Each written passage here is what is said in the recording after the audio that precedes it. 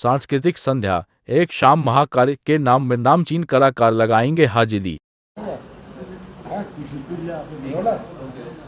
गुरुजी, किस तरह का कीनाराम बाबा का प्रोग्राम होने जा रहा है? देखिए, बाबा कीनाराम की जहाँ तक बात है, बाबा कीनाराम का जन्मोत्सव है जो हमारी अघोर परंपरा की गिरनारी शाखा के शलाका पुरुष है। समस्त अघोर परंपरा की समस्त धाराएं बाबा कीनाराम को निसंदेह अपना पूर्वज मानती हैं और उनसे प्रेरणा लेती हैं। काशी में यह इसलिए महत्वपूर्ण है कि अविभाज्य काशी में ही बाबा कीनाराम का जन्म हुआ था, जो आजकल जनपद चंदौली हो गया है। और अपने जीवन काल में पूरे विश्व का भ्रमण करते हुए उन्होंने आज एक काशी को एक बड़ा उपहार दिया। बाबा कीनाराम ने माता हिंगलाज का महायंत्र, जो यहाँ शक्ति की अधिष्ठात्री के रूप में उपस्थित हैं और काशीवासियों के रक्षण कार्य में लगी हुई हैं। तो बाबा कीनाराम का जो जन्मदिन है, यह बाबा कीनाराम केवल एक अघोर संत नहीं थे, बाबा कीनाराम एक बड़े महत्वपूर्ण समाज सुधारक भी थे।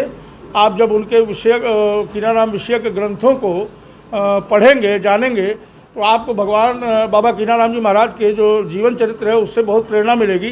कैसे उन्होंने समाज के निर्बल वर्ग को अपने में समेटा, कैसे विभिन्न अफगानिस्तान इत्यादि, ईरान इत्यादि में चल रही सामाजिक कुरीतियों का शमन किया अपनी तपस्या के बल पर, अपनी सिद्धियों के बल पर, कैसे साधुओं के ऊपर हो रहे अत्याचार का शमन किया जूनागढ़ में। तो ये आपको सब उनके जीवन चरित्र से मालूम होगा। इसलिए कब इनका उत्सव है, कहाँ से लोग आते हैं? देखिए, आने को तो पूरे संसार भर के लोग होते हैं इसमें, जो जहाँ से आ पाता है। रूस से भी लोग आते हैं, थाईलैंड से भी लोग आते हैं, ब्रिटेन से भी लोग आते हैं, अमेरिका से भी लोग आते हैं। जिनकी आस्था श्रद्धा इस पीठ के प्रति है, बाबा कीनाराम के प्रति, वो सारे लोग लगभग वर्ष में एक बार इस महत्वपूर्ण तिथि में मशाननाथ पर बाबा कीनाराम के दरबार में और बाबा विश्वनाथ के दरबार में हाजिरी लगाने अवश्य आते हैं। ये प्रोग्राम कब है? 21 से ये शुरू है। क्या क्या कार्यक्रम है?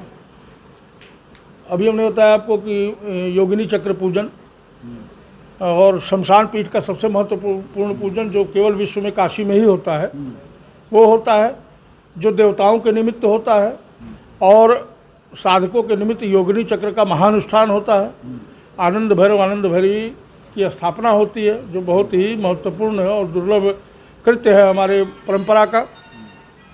दूसरे दिवस दोपहर में बाबा कीनाराम का जन्मोत्सव मध्याह्न काल में मनाया जाता है, यानी 22 तारीख को बाबा कीनाराम का जन्मोत्सव है। पूजा चतुर्दशी और त्रयोदशी के संधिकाल पे होती है, इसलिए रात्रि में होती है।